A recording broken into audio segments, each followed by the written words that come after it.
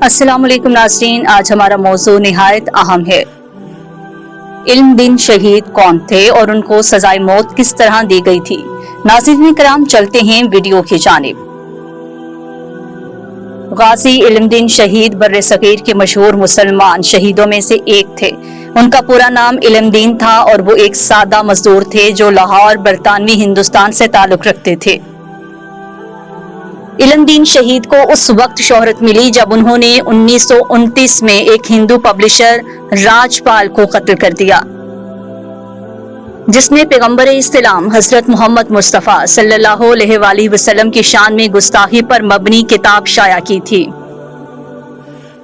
علم دین نے اسے گستاخی تصور کرتے ہوئے ذاتی طور پر اس کا بدلہ لیا اور راج پال کو قتل کر دیا۔ اس کے بعد علم دین کو گرفتار کر لیا گیا اور انہیں برطانوی راج کی عدالت نے سزائے موت سنائی۔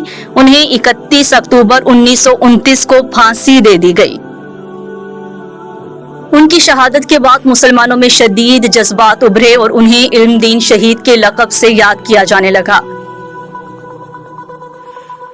علامہ اقبال نے بھی ان کی تعریف میں اشعار کہے اور ان کی جنازے میں شرکت کی، جو ایک بڑا عوامی اجتماع تھا۔